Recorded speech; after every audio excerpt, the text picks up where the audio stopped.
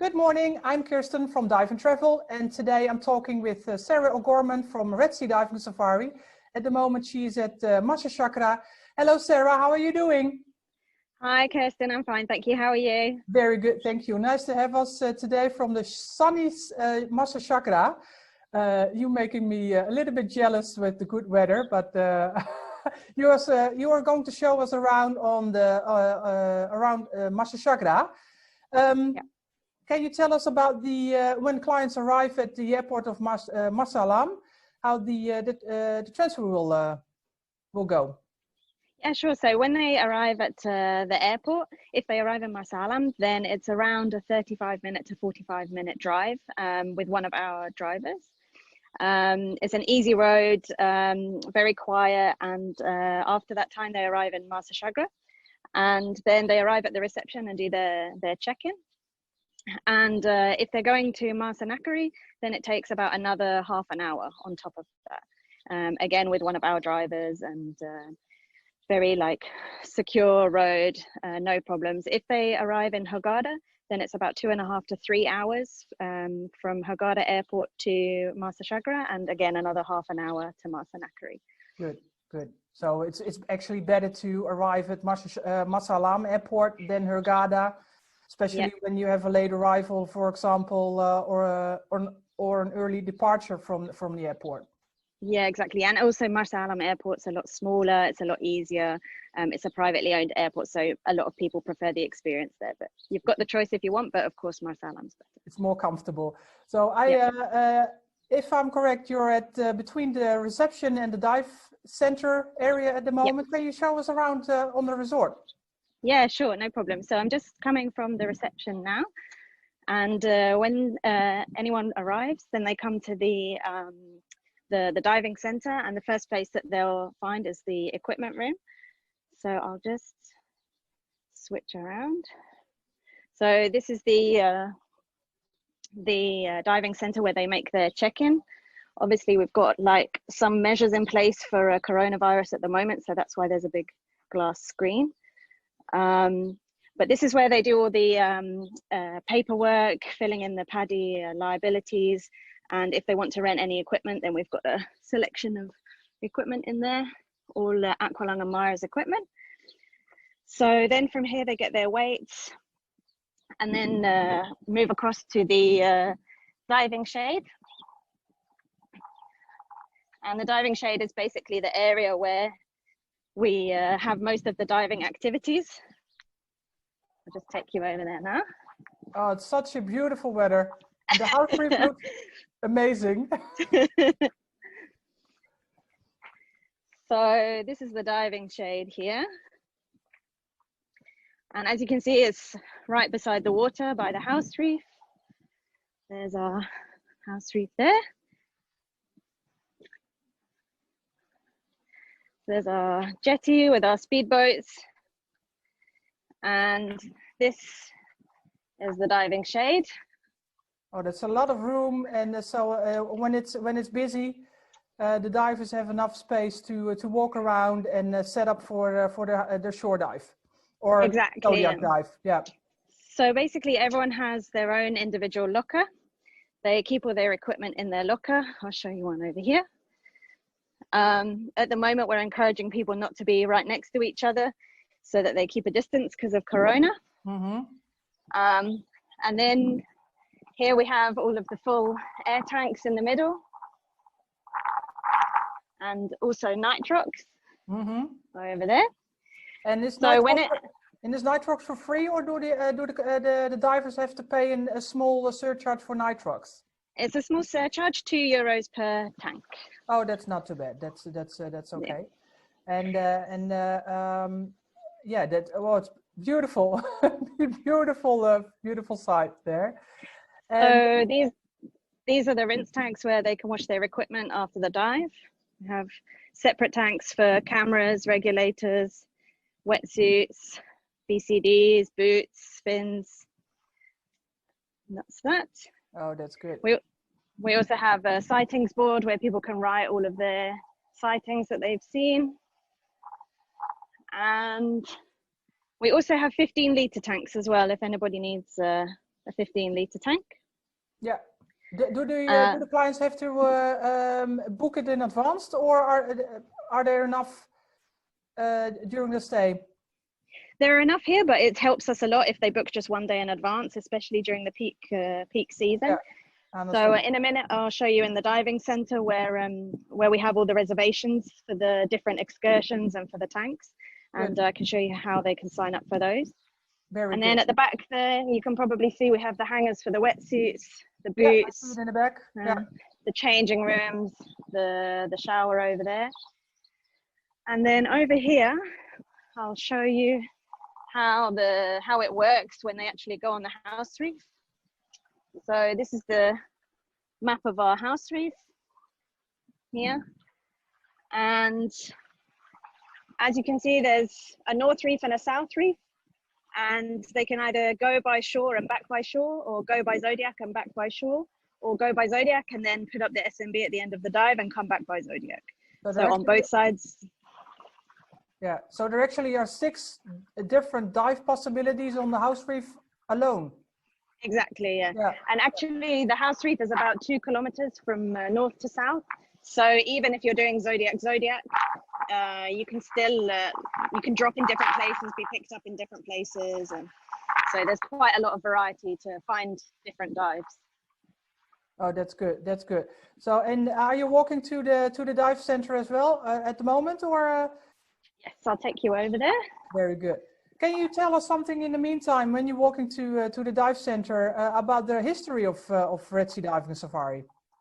Yeah, sure. So we've been around for around 30 years now, and it actually started before this area was accessible to tourists and people.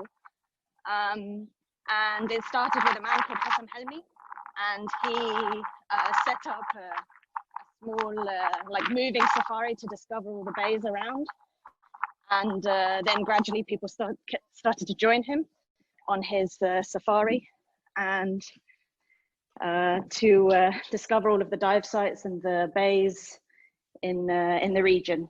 And obviously it became more popular over the years. Yeah. And this is where we are today. So I might say Red Sea Diving Safari is one of the founders of diving in the area. Yeah, definitely. We were the first ones operating here. So hopefully we have some of the best knowledge and the best experience about the best places to go and dive, I hope. I can agree, because I stayed at Marsa Shagra twice already. And I definitely can agree that everybody and all the staff is very... knows a lot and is very helpful. And you're at the dive center at the moment now. And, yeah, I'm at the dive center now. And you're going to show around them. I have Basta here, the base leader. I'll just introduce you.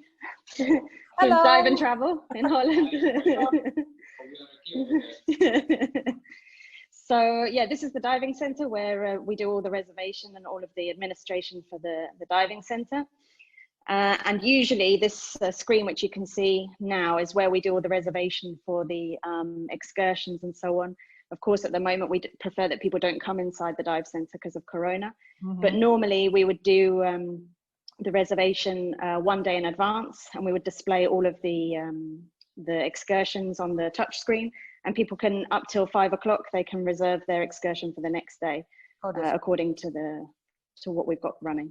Yeah, very good. But we're going to talk about it a little bit later. So you can, when you're explaining the diving, not only at Shagra, but also at Nakari, how the diving, a specific dive day will be. Yeah, exactly. Yeah. So where are you heading now on the resort? So now I'm coming out of the diving center and heading into the center of the village. So you can see the diving shade where we've already been on the right side. And then here we have the sunshade, which is like the relaxation area, overlooking the sea. Oh, very nice. And here we have the cafeteria, which is where we take all of the drinks and snacks if anyone wants anything between the dives. And how is staying at Red Sea Diving Safari? Is it is on full board? So breakfast, lunch, and dinner. Can you tell me something about that? Yeah, sure. So as you said, it's full board or soft all inclusive. So it includes the breakfast, lunch and dinner, which is in our buffet restaurant, which you can just see at the top there, which I'll take you to later. And also soft drinks, tea and coffee, cola, Fanta, Sprite, and then just paying extra for juices, like snacks, ice creams, things like that. Yeah, and the guests can all pick it up at the bar or also at the restaurant? At the restaurant as well, yeah. Very good, very good. We also include water for all of the guests. Normally this is by the dispenser system, so we encourage people to bring their own water bottle and fill it up from the dispensers. We've been doing that since 2010 to try and reduce the plastic output. But at the moment, of course, with Corona, we're not allowed to use the dispensers, so we're just giving all guests as many bottles of water as they would like in plastic bottles, unfortunately. Yes. And you said already, normally it's, the guests can tap the water from the dispensers, and also see the waste is separated as well. I also know you have some extra eco measurements. Can you tell me something about that? Yeah, sure. So as you can see in front of me now, we've got the 4 bins to separate the different rubbish. So we have an NGO which we contract to collect and recycle as much rubbish as possible. And also we have quite a few other eco efforts.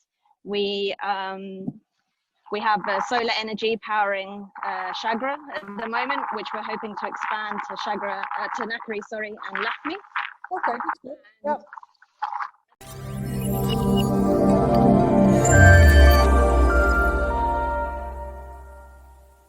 From the bar to the royal tents, with beautiful sea view when you wake up in the morning, and then you wake up with this beautiful view, and walk down to the dive shack and jump into the water to make a beautiful early morning dive, or a little bit later in the morning.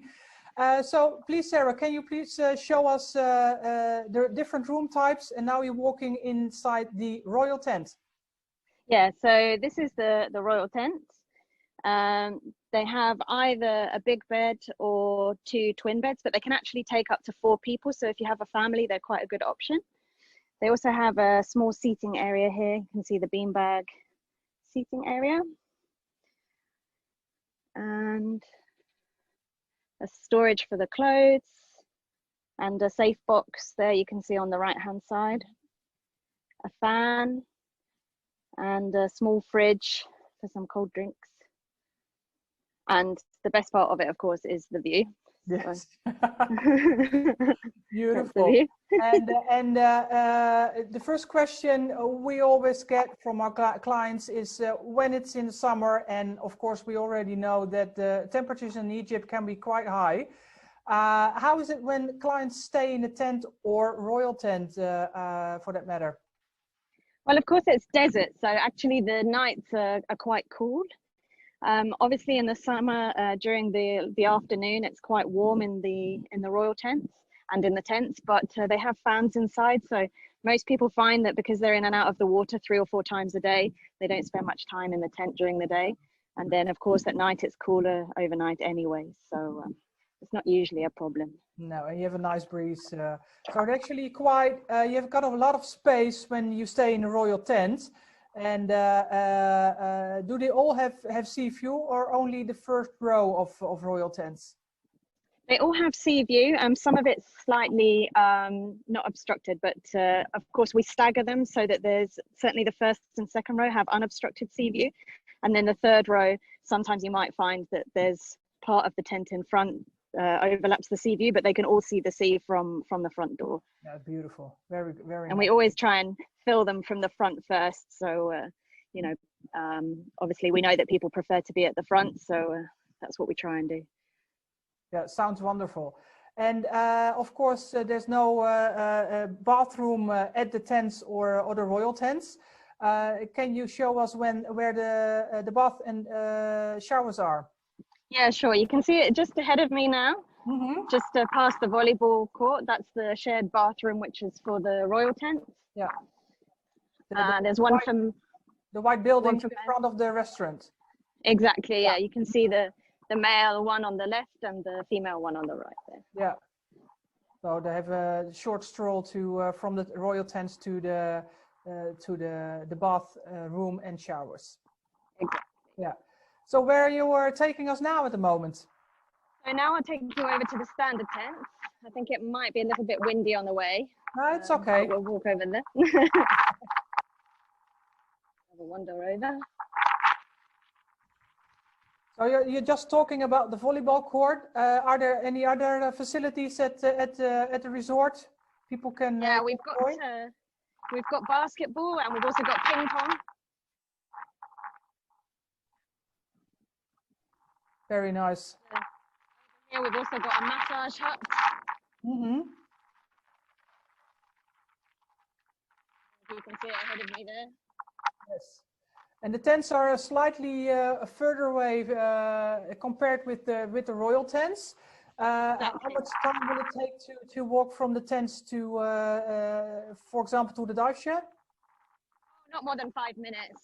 It's just straight across the beach. Yeah, you can cross the beach. Yes. Yeah. But still, also in front of the water line. Yeah, you can see in front of me as well. This is the Wadi Bedouin Cafe.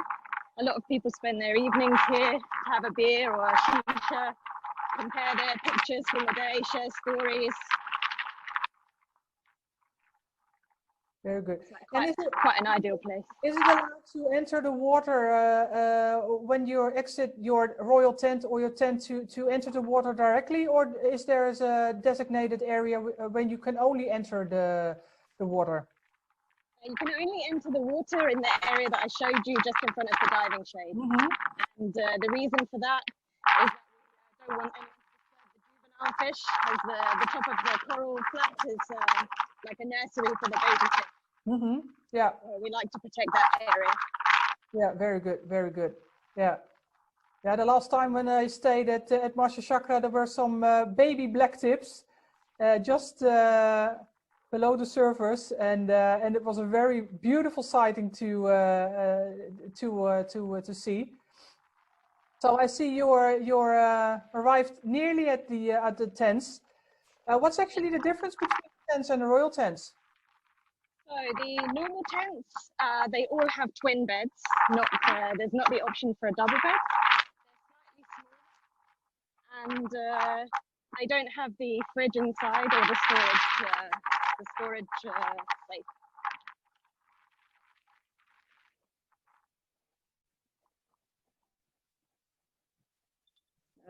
Estelle's just assisting me. It's okay. I don't have enough hands to unlock the tent. Not at all. Thank you very much. So here's the standard tent. So as you can see, the 2 beds, as I was saying, mm-hmm. Plus a fan, and then just a small storage area for the clothes. So as we're in winter, extra blankets just in case you need it. Yeah. So actually, the main difference is there's no fridge and no bean bags in the exactly. tent, but they're still quite spacious. So no problem at all. Yeah, they're certainly as spacious as, if not more spacious than, a liverboard cabin or something like that. That's what a lot of people compare them to. Yeah. Well, it is still quite good, and of course, still again the beautiful views over the exactly. And you've also got the hammocks there if you want to chill nice. out, and the seating area outside each tent for that evening drink, sunset drink. Very nice. And you just told me that in the tents there are extra blankets during winter. I know at Shagra, but also at Nakari, there are many photographers and videographers staying at the resorts. Can they stay in a tent, or is it better to stay, for example, in a hut or in a chalet? I personally think that if they're bringing a lot of camera equipment, then a hut or a chalet is a bit better. I mean, the tents aren't very sandy inside, but just to be really sure, to protect the equipment, I would say a hut or a chalet would be better.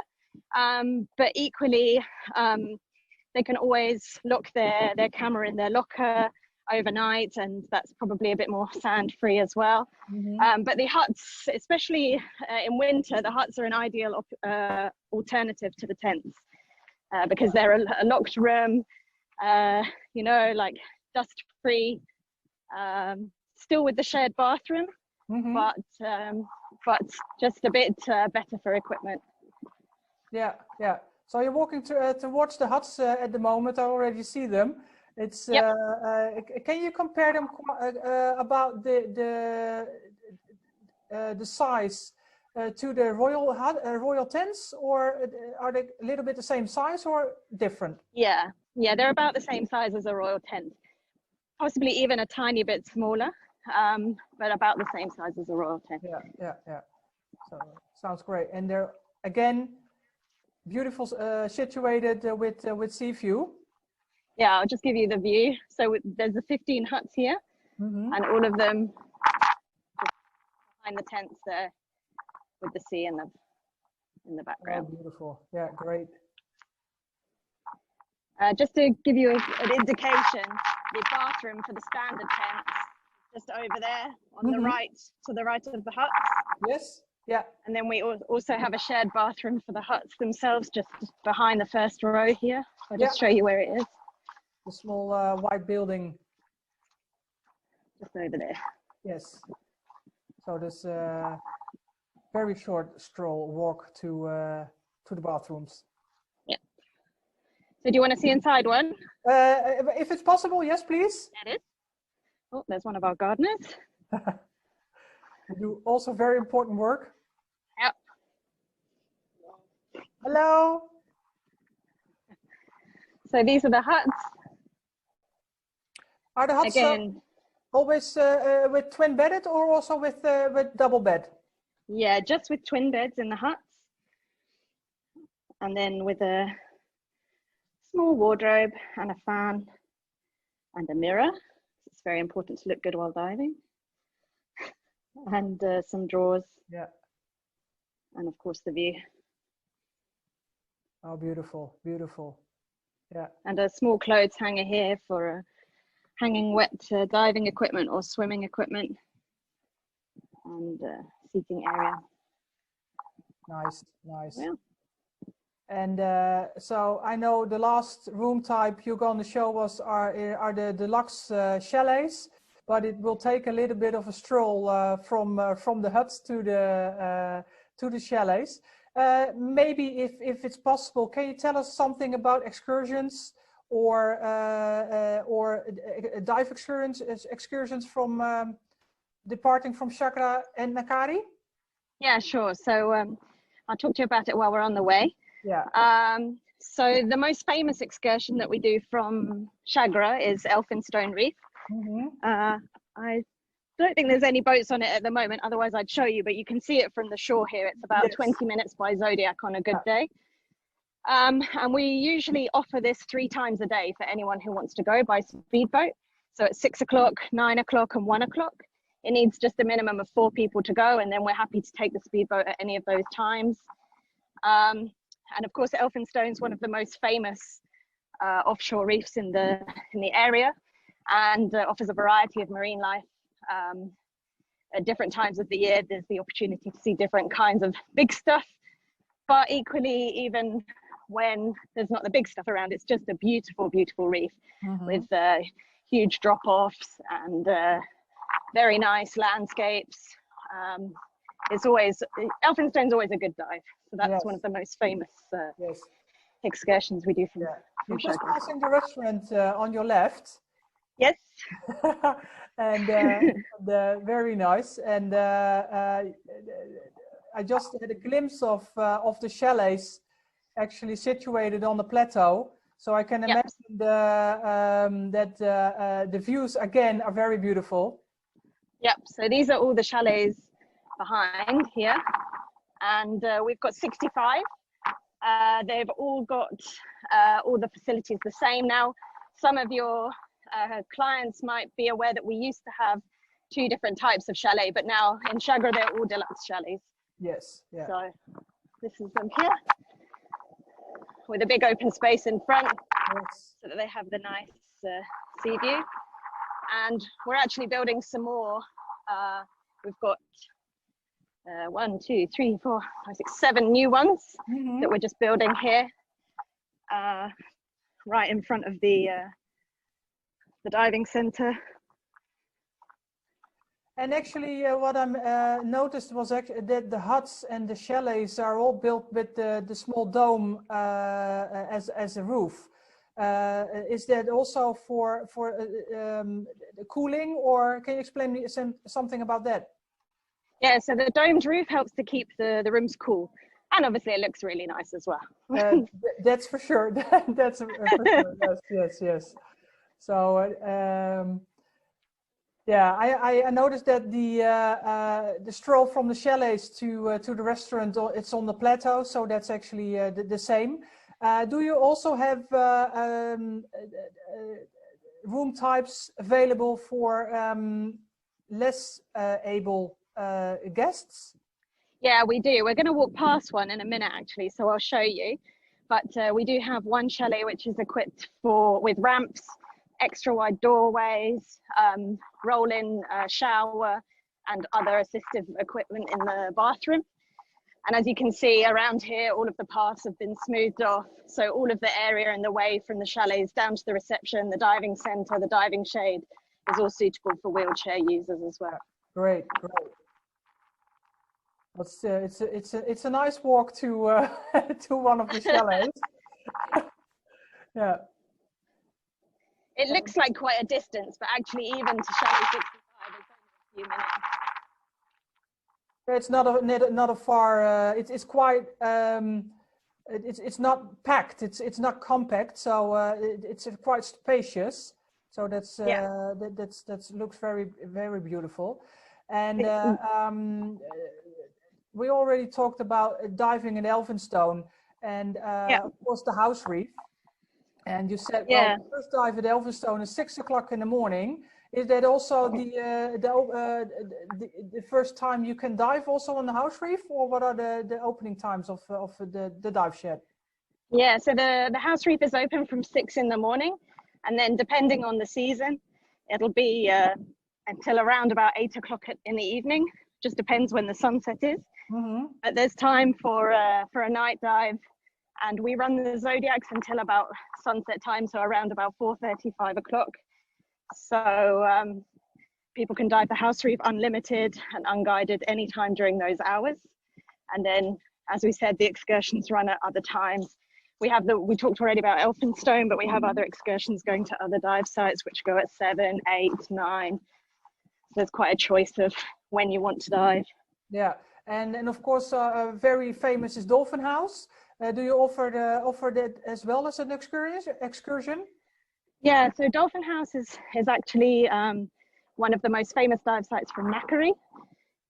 It's only 15 minutes by speedboat from Nakari. So if anyone's staying in Shagra, we can just drive to Nakari and then take the speedboat from there.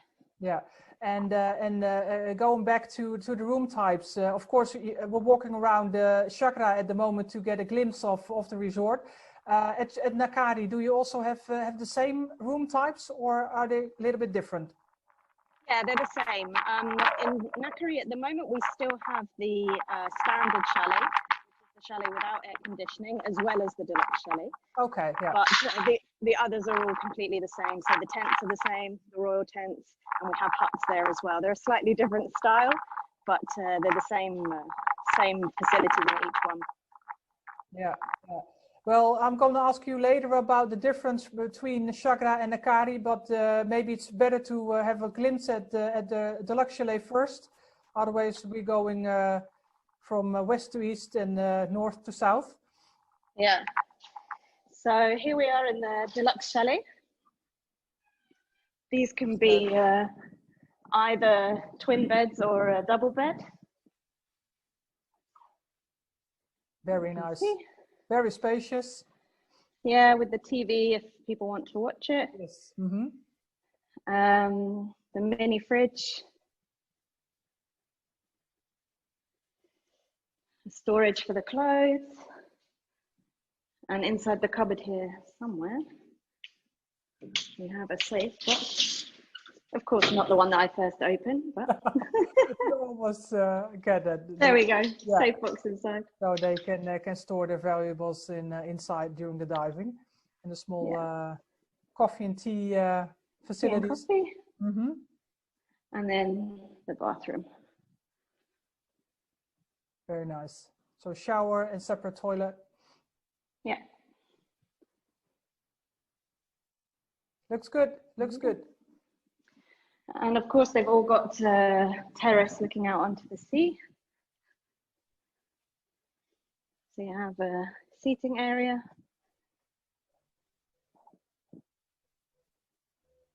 Very nice. And a sea view. Yeah, beautiful. Good. And on the left-hand side, there was, if you go to the left-hand side, there was Elphinstone. Yeah, so Elphinstone would be pretty much directly ahead of where we are now. Yeah, very nice.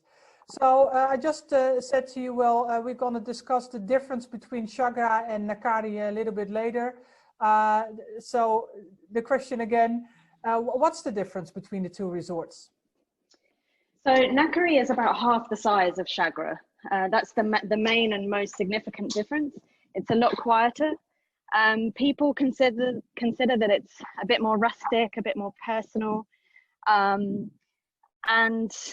in terms of the diving, it's, I would say, more of a mix between the house reef and the excursions, because the offshore dive sites from Nakari are really outstanding and there's quite a few of them to explore. So if you're someone that wants to stay on the house reef for most of the week, Nakari is still nice, but most people would pick Shagra for its house reef with just 1 or 2 excursions outside. But if you want to have more of a balance between house reef diving and speedboat diving, then Nakari is perfect because it has a lot of very good quality offshore sites and they're a lot closer to the village than the offshore sites are in Shagra. Mm-hmm, mm-hmm. And I can imagine when divers have a little bit more time than maybe just 1 week, is it also possible to make a combination of the two resorts? Exactly, yeah, they can make a combination. And you can also visit either one. If you're staying in Shagra, then you can always spend a day trip or something to Nakari and vice versa. Yeah. So they're really quite interchangeable, as well as obviously with Wadi Lahmi, which we're going to talk about another time. Mm-hmm, mm-hmm. Yeah, yeah. And you also have the dive packages with unlimited shore diving, so including tanks, weights, and air. And you also have the credit, or with guided, we call it the credit package, but with the guided package. Can you tell us something about that? Yeah, sure. So historically, most people that come to Shagra and Nakari, they just book the unlimited package, which includes all of the house reef diving for their 5 or 6 days that they're here. And then if they want to do any excursions, then they would book those on site as we spoke about earlier, day by day, depending on what's available for the next day. But we do also have the credit package, and this basically means that you're prepaying for extra dives. So if you're someone that knows that they're going to do a lot of excursions outside, you can book the guided package, and then you can choose to spend your credits how you wish when you get here. Okay. That's so good. Yeah. You can build up the package exactly as you wish. It's not that you're tied to do certain dives or certain dive sites. You just know that you've got 8 credits, and the dive sites are split into different zones. So you can, in each zone has a different credit value. So you can just choose to build your package as you wish. Yeah, very good, very good. So you're walking back to the restaurant now and enjoy the beautiful view from the restaurant to the ocean. We also have a beautiful video you have composed for us to show the difference between Shagra and Nakari. And shall we have a look at that? Yeah, let's have a look at the video and you'll be able to see sort of the difference in style and the difference in the concepts in Shagra and Nakari.